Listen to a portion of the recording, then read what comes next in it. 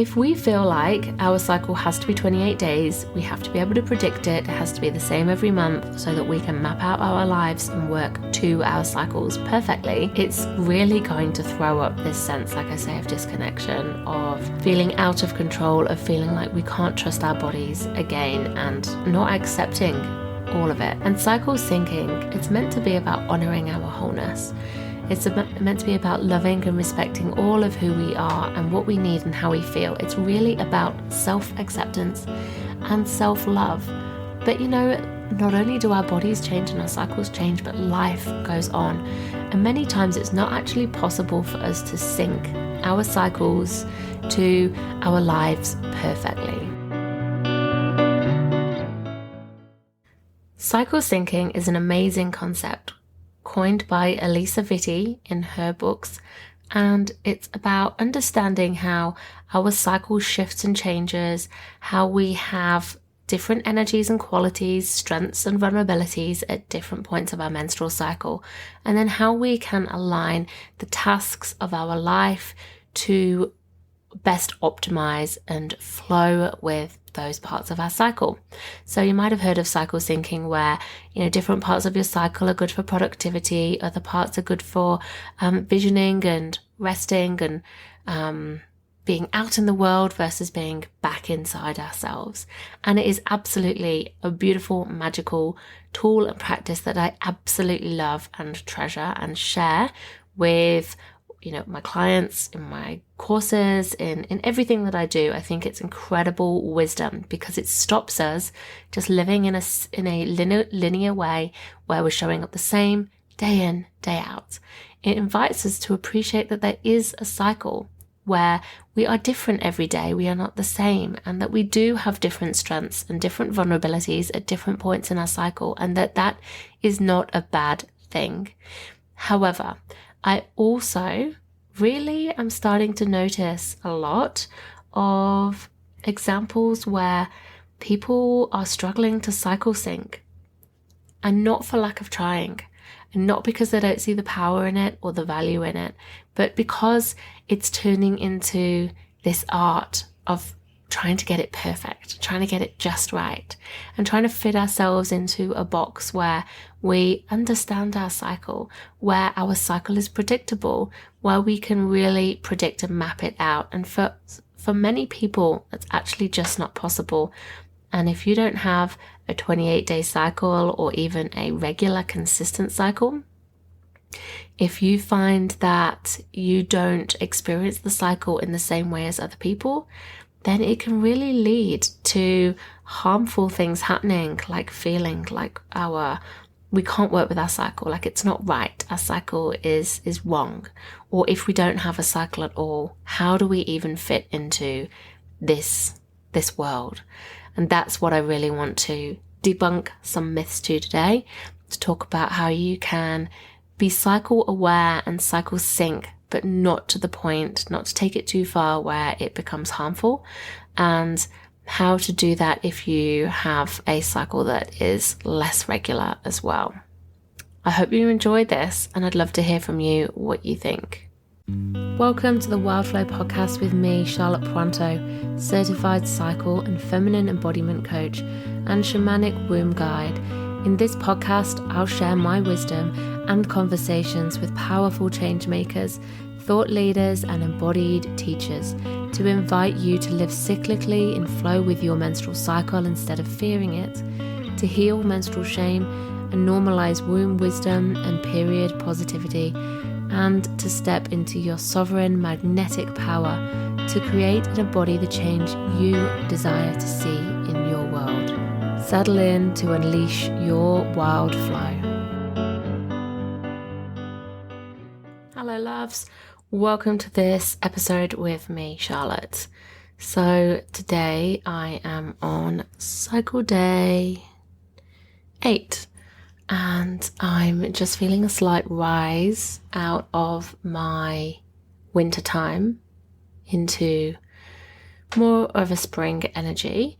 But I wanted to give you an update on my last cycle. So I got to day 38 before I started bleeding, and I bled just a little bit for 2 days, and then my period stopped.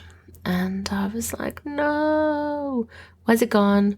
It was quite frustrating. It disappeared for a couple of days before it came back, and then I had the full bleed, bright red, heavy flow around the long weekend, and I've just been away at my mother-in-law's, and we had a busy time with family, and we took the dog and we were out, and it was lovely, but it really wasn't that restful retreat time that I really hope to have with my period, and that I always make sure I have. So I'm feeling day 8, and I'm feeling like I have had a really long winter phase, about 2 weeks. I felt like I was in a winter because I was really expecting to bleed, and then it just didn't come, but my energy was absolutely wintry. So I feel like I still got a sense of winter, even though it just didn't quite line up with my bleed, which it's been a really interesting experience. And I feel like every single menstrual cycle I have is teaching me something, showing me something, a new experience, a new way to surrender into it and to just be with what is, instead of trying to fit my cycle into a textbook 28-day cycle or a perfect map that I can work with. And that's really what I want to talk to you about today. So this episode I've called The Problem with Cycle Syncing and the Myth of a Perfect Cycle. So this is something that I've really, really lived, but I also see and hear so many other people living with this too, and this sense of my cycle's not 28 days, so it's not right, or it's not how it's meant to be. Why isn't it 28 days? What's wrong? What am I not doing right? What's wrong with my body? And the feeling of shame that can come up, or grief, or frustration, or just that disappointment and disconnection that we can have, where once again it feels like our body's not performing in the way that it should, and perhaps we can't trust our bodies after all, even with this level of self-awareness that we have when we come to learn about our cycle, what's going on in our body, and how that feels for us, and how it affects our life. So I think this is really important to talk about, this point where we can take cycle awareness to such a level where it starts to, once again, like everything connected to what it means to be a woman or female, or just not male as well, where we start to feel shame, or other, not good enough, if we don't live up to this idea of this ideal standard, what it means to be ideal. And it can really exacerbate the problem with perfectionism if you are somebody who has an issue with perfectionism, or an experience of wanting to get things right, wanting to have things just be as it's meant to be, or to be affirmed or validated or recognized, either by yourself or from others, of being right, of having things right, of having things be ideal and acceptable. And I just really want to speak to this because I think it's something that can be really harmful, and we need to actually let go of this idea of this myth of a perfect cycle, because there is no such thing. And also to talk about cycle syncing and when it can become a problem. So cycle syncing is this idea where we understand our cycle so well that we can work with its shifting energies and cyclic powers, and the strengths and the vulnerabilities that we have, which is a super powerful and super cool thing if we can do that. But the reality is that every menstrual cycle can be different. And for me right now, every menstrual cycle is like not just a little bit different, but like completely different. And I know I'm not the only one. So I am at the tail end of breastfeeding. My hormones are definitely a little bit out sometimes, but also stress. So the world we live in, this time of existence on this planet. It's a very stressful time to be alive. Even, I've been feeling for a while like, no, I'm not stressed. Like, I'm really, really careful about how I manage my energy. I'm careful about what I say yes to and say no to lots of things. I'm careful about recognizing when I'm pushing myself too hard. I'm careful about resting. Like, I'm such a big rest advocate, as you will know from listening to this, but yet I still feel stressed. And it's not that like where my whole body is tight and the thoughts are going a million miles an hour and I've got things to do and I'm, for me, it used to be when I was working for somebody else, that kind of pressure to do well in a job, and be recognized for other people and to earn the money and to, keep up in that way. That was the level of stress that I had before. And that felt like a lump in my throat. It felt like my whole body being tight. It felt like just this inability to let go, relax and unwind because I was always on or worrying about something or thinking over something. So I've not felt that in a really long time in my body, or those kind of thoughts, or to have that experience, but I still feel, I've realized a level of stress in my body. And over this last month, when I think about it, like we're having a renovation at home next month. There's been a lot connected to that. I've got 3 children who are halfway through a school year, coming up to holidays. It's winter here. They're cold. They're tired. They are stressing me out because they really need me right now. The world around me feels stressful. There's a lot to hold. We've had a lot of loss in our family over the last year, a lot of sickness and death. There's that. And also I'm doing a big journey this year with the School of Shamanic Womancraft. And over the last month, we have been diving into our sacred core wounds. I have been touching on lived experience of trauma and how it shapes me now. I have been really feeling into a lot of deep held stuff in my body that I have worked through a lot before. But when it comes back up to the surface, it's tiring and it's a stress on your body. There's a lot of emotional stress that I'm feeling at the minute. And I hadn't really connected with this until recently when I was like, where's my period at? Like, I really thought I had ovulated. I felt like my body, my womb, my sacrum just felt like it was going to bleed. But I was waiting and waiting and waiting and it didn't come. And stress is such a pivotal part of what influences our cycles. And, it's such a stressful time to be alive. I'm saying this because you might be feeling like that you have, a pretty regular cycle and that you can work around your cycle. You can cycle sync. You can predict what's going to happen for you. But it doesn't mean that it's going to always be like that. Your cycle will change with stress or what's going on in the world around you.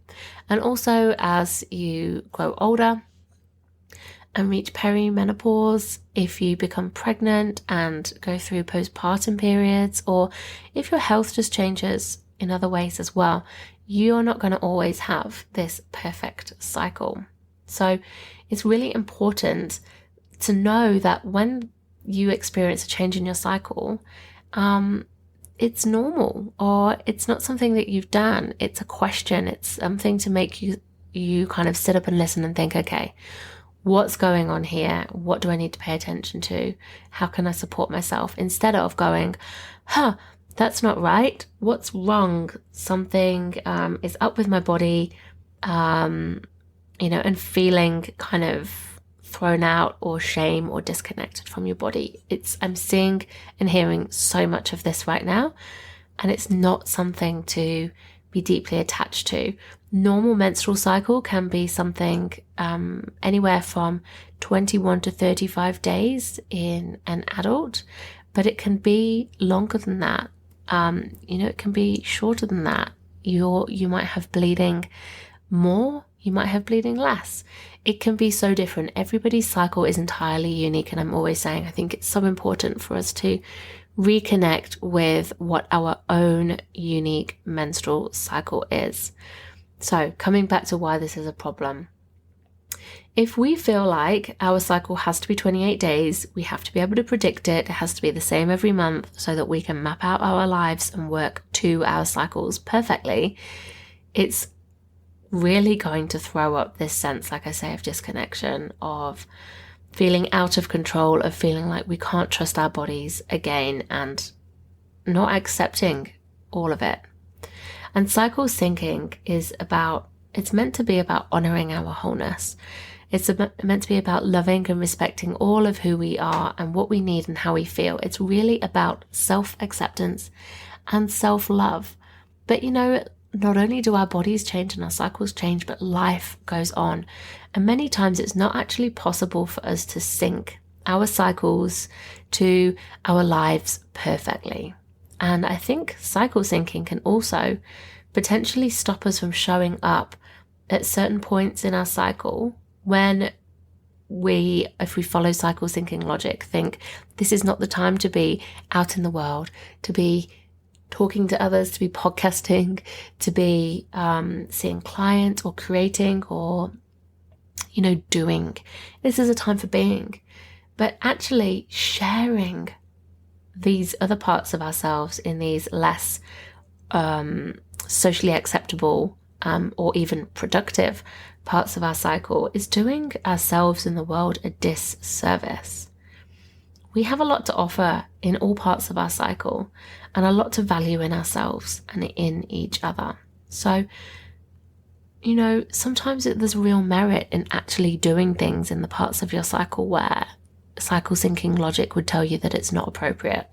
And what do I mean by this? So you might think that you wouldn't do a podcast, you might not hold space for clients, you might not do anything that requires you to be out in the world with other people in the tender stages of your inner autumn or your winter, your bleeding time. You might think these are times to be inwards, to be creating, to be quiet by yourself, to be hibernating or retreating and just really coming back to yourself. But actually, I have done lots of these things in this kind of more retreat time of my cycle. You might think that's really strange for somebody who teaches about cycle awareness and passionately lives and embodies the cycle. But, why don't I avoid these things at all costs? Why? Because, like I said, I have an irregular cycle and it's really hard to predict.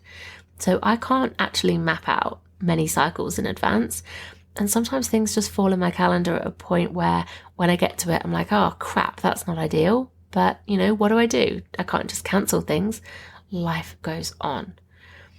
And, also the truth is that if I did that, then it would take me an eternity to get some things done.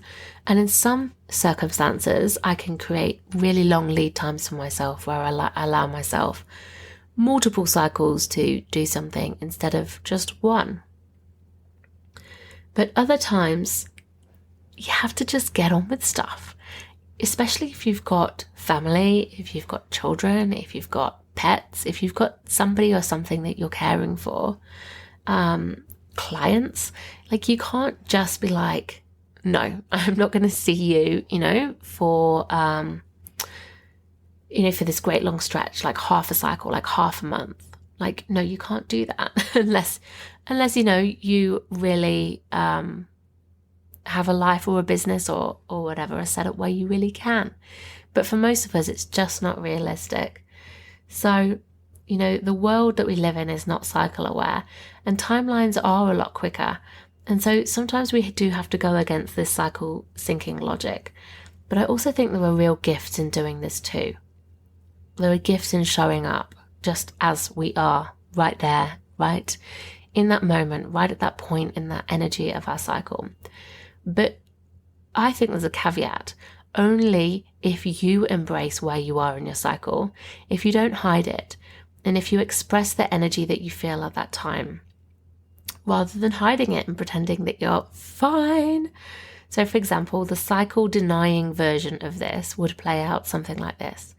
You get up, you're bleeding, you're sore, tired. But, in terms of podcasting, like I'm doing right now, I get myself in front of my mic, I put a big smile on my face, or maybe seeing clients, put a big smile on my face, G myself up and hypercaffeinate. Everyone I talk to, I'm fine, I'm good, life is good. Why wouldn't it be? Inwardly though, feeling like I'm hiding something, and I'm hoping nobody notices that I'm tender. My thoughts are more vague and I'm feeling all the things, that my brain isn't going 100 miles an hour. And, that attitude of I can do anything while I'm bleeding, see? But afterwards, that's when I collapse in a heap. I feel terrible and I hope things just went okay. You might do this. You might really recognize yourself where you just put a brave face on, slap on your makeup, put your best clothes on, put your brightest smile on, and just show up, like really command your energy to be like, I'm here, overcompensating, but then afterwards really collapsing in a heap and jumping into the next thing and the next thing and the next thing. And trying to forget that actually your womb is performing a total miracle of life. This is how you wear out, crash, and burn if you don't have any downtime between your cycles. So the healthy cycle embracing version of still showing up whilst you're bleeding, for example, is going, well, I've got clients, I didn't expect to be bleeding right now, but I am, or maybe even you knew that you would be. And you have a choice. You can either reschedule or you can just show up as your whole self, who is bleeding, tender, emotionally sensitive and intuitive, gentler and softer. And perhaps you're an even deeper listener today. So for example, if I'm holding this space for myself for other people, then what I do is I know that I really need to buffer in time for myself and my needs before and after. So I might look at my calendar and go, right, I didn't expect to be bleeding right now, but I am, and I've got like 2 clients back to back. So what else can I put off in my calendar for another time? Because I know I've only got so much to give. So what's essential? What's the priority? But what else can be pushed aside? Maybe to next week, a couple of weeks. What just actually doesn't really need doing right now at all? And it can just be scratched. And also, how can I show up in the strengths that I have? So how can I use that inwards intuitive energy to really hold that deep, nourishing, maybe softer space where I'm really, really present instead of talking more, perhaps? Can I put an energy boundary around myself as well so I'm not drained? Can I even share with that person where I'm at in my cycle so everyone knows, and it's not this weakness, it's not this secret that I'm trying to pretend that I hope nobody notices, but instead everyone can see it as a gift and witness me in that. And obviously if you're going into an office job, that's probably not going to be something you can do. But if you're going into an office job and you've got meetings and you're just like, oh my God, I just want to be cozied up at home. Like, can you go in there with more of a listening ear rather than being center stage?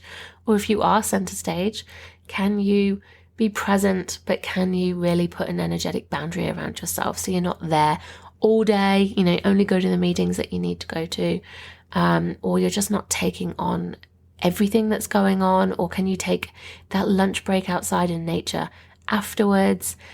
Maybe it's an early night, maybe it's okay, you've just got to smash out this massive day, but what are you going to do for yourself before and after to really give yourself that gift? If you're finding that you're just being really drained for your whole bleeding time, maybe it's having a tender, slower approach in spring when you stop bleeding. At some point, you're going to have to factor in a bit of downtime. And if that just cannot realistically be in your bleeding time, can it be before you bleed if you know you're going to, when you're in that premenstrual phase? And can it be in that spring phase? Or can you take a deeper rest, like a step back and not be quite so outward in your summer phase? At some point, you're going to have to balance it out. So do you see the difference there? Instead of just plowing on, showing up, going for it day after day after day and going, I've just got so much to do.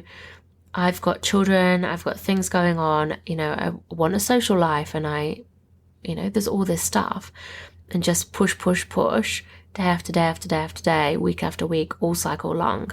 Can you factor in at some point that you're going to need this rest and not just keep putting it off, but actually scheduling it, really making it a priority, knowing that if you don't reset and rest, you are going to burn out.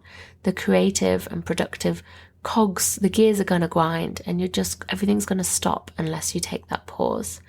So I think, cycle awareness is like this most empowering mindfulness, beautiful, deeply self-loving act. But it also has this power to be corrupted, really, where we're like, oh no, I can't do that because I'm in this point in my cycle. I can't do that.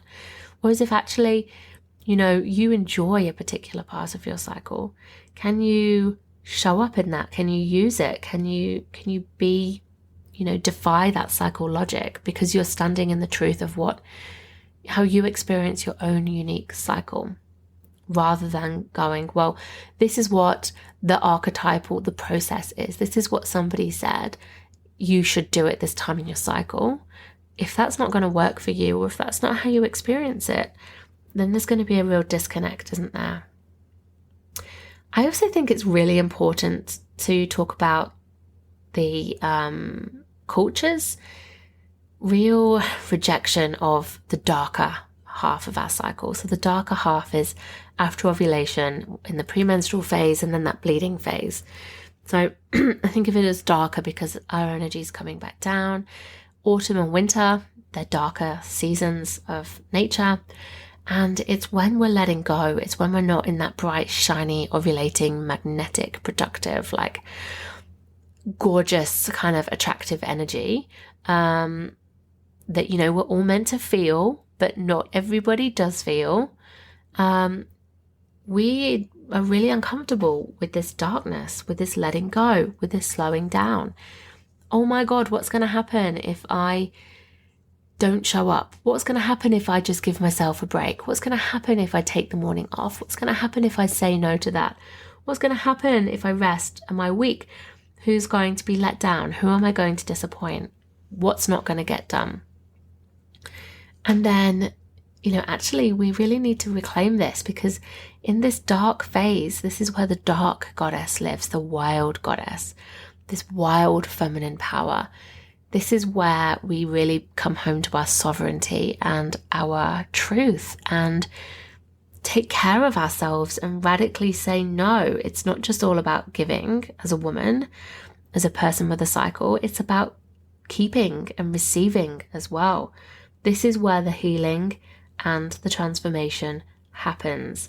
And yes, it's an inward process, but I think we really need to share and speak about and role model for other people that we embrace this part of ourselves, and it's not something that's shunned and kept behind closed doors all the time. The act of talking about the more uncomfortable stuff, or talking about, I'm bleeding right now and this is what it's like for me, and this is how I'm honoring that. It's about embracing all parts of ourselves. It's not about being weak. It's almost too easy to hide. This is about taking courage, embracing all we are.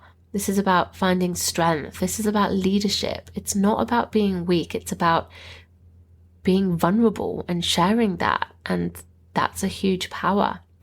The world needs to see more of this, not more manipulation of what it means to be perfect. If we can't look at these times in the face, then we're just hiding in fear. There's so much power in embracing these darker unknown parts of ourselves when perhaps you're not in your prime. Girls as well, children need to see role models of people who are comfortable in their skin all the cycle round. And if you don't have a cycle at all, then cycle awareness can feel like it's totally excluding you, like you're not welcome to the party. You can't come and play with us. And I think this is so wrong, because you can be cycle aware without having a period. This is for everybody, because you can honor the internal shifting energies that you experience and that you acknowledge, in how the world around you influences you on these seasonal and cyclical levels too. Cycle awareness is about coming back to you. It's a deeply spiritual practice, but it's also mindfulness. It's embodied mindfulness. It's meant to put the power back in your hands or womb. It's about asking how you feel and what you need. It's about giving you a sense of structure that helps you honor yourself deeply and gives you the permission to do that without feeling like you just can't, you can't keep this up. This fast pace, this instant gratification, this continuously productive extraction culture that we are. It's about at some point knowing, trusting, and fully embracing and accepting that we have to have these inwards and restful points. It's just that it might not be for you when archetypally, the textbook tells you that it should be. Let's not make this another way to feel like a failure, another way to feel like we don't fit into the box of ideal woman. And it's also not, a way to create an exclusive girl gang about this as well. I find it fascinating how easy it is for us to feel shame or feel disconnected from ourselves if things don't go according to the, ideal way that we've decided something should be. It's fascinating. I'm surrounded by so many women who are cycle aware that they find themselves being really pulled back out of their awareness as well, back away from listening to their body, back into overriding themselves, back to working to schedules that they think they need to, pushing themselves to be super productive, taking up as little time for themselves as possible so they can be, killing it at work and present at home. And who doesn't want that? Like, I get that completely. But when you understand your cyclic nature, you have to know it's incredibly important. And you have to actually want to really honor that and to live and to work in a way that really honors that. But you've also got to find a way of it fitting into reality. And this can make you feel like you're really alone. You're doing it alone because you're trying to figure out how to work with your own cycle in the world that, in a non-cyclical, loving culture. And I've lived this. I think we all need that friend who gets it, who can check in on us and who can pull us back from getting derailed and falling into the old ways. We really need to be having conversations with each other where it's about respecting and honoring our own unique cycles and sharing stories and getting a picture of how other people experience it and really holding ourselves accountable to just be where we're at with where we're at. So we can support ourselves, we can really understand the patterns that play out in our own cycles so that we can see those limiting beliefs, excuses and pressures that come up at the same time each month that can call us to fall out of our power and give it away. And whether that's having a deadline that we have created so that we finish something, or whether it's because children and family really need us and so we're pushing on through for them, or whether it's the way we cling to keeping busy when we don't feel in control of what we're doing.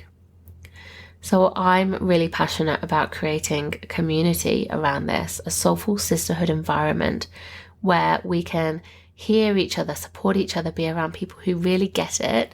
And we're not just going, sharing all the good stuff. Like we can share the challenges that are so present in doing this and not feel shame about what's true for us as well when things aren't perfect. This is why I've created my brand new 4-month group experience called Cycle Sorcery. I'm so excited about this. Honestly, it's ridiculous. I'm so excited because this is an experience I've created to help you really understand, reclaim, and embody your wild feminine cyclic powers. So it's a 4-month container where we're going to journey through each of the 4 seasons of the cycle over a month and really experience through womb journeying, rituals, women's circles, beautiful group coaching and embodiment work, how you experience each part of your cycle so you can nurture yourself deeply. Learn how to work with your cycle as best for you and as unique to you as you grow your impact in the world. So whether you're currently a space holder, a creative, a coach, a facilitator, whether you have a business, whether you actually work for somebody else and have something on the side, or whether you just really, really want to lean on cycle awareness in your work as well.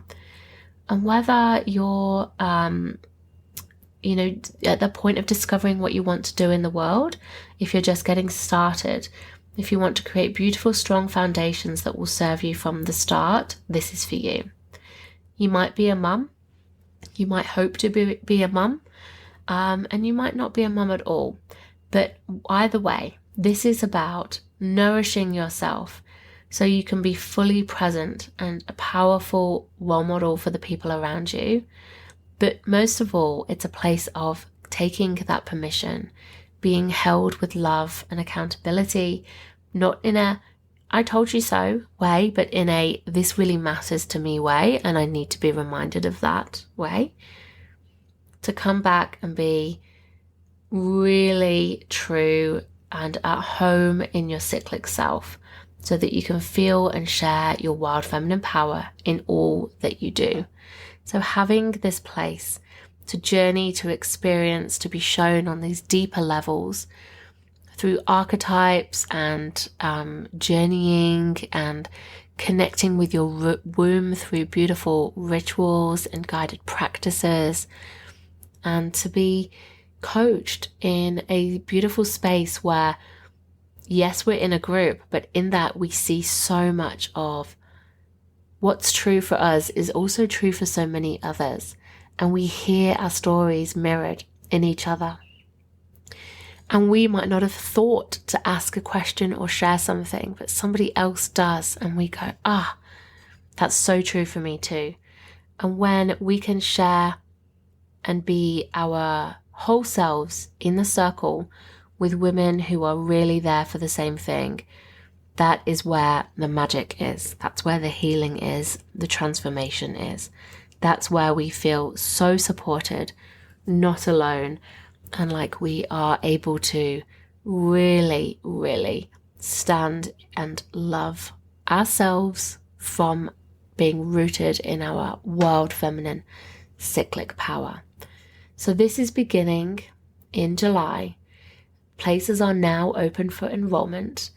I am so excited to bring this journey to you because it's going to teach you and guide you to know yourself on deeper levels, but also hold you in that powerful, sacred circle of women who are here for deeper, soulful sharing too. This is about really taking your cycle awareness and embodying it to that much deeper level. So if you're interested in joining us, come and find out more. Maybe line up a chat with me to share any questions that you've got so I can help you make the right decision for you, whether that's yes or no. And to enroll with the early bird price, come and find the links in the show notes. I really hope that you join us. I am calling in incredible women who are really here to be open, to learn, to support, to embody this cyclic way of doing life, of doing love, and of doing our work and growing our impact in the world too. I hope you join us. So much love. Thank you so much for listening in. If you're loving this podcast and you'd love to help me spread the wisdom shared, please leave a review or rating or share this with somebody who you think would love to listen in. I'm really passionate about creating ripples of change and getting this information to more women, girls, and people with a cycle so that they can reclaim their cyclic natures too. And if you'd love to dive in deeper with learning more about how to connect with your cycle and rites of passages, come and join our free Wild Flow Circle community or choose a course and learn with me on my online learning hub. All the links are in the show notes. And until next time, be well and go with the flow of your cyclic nature.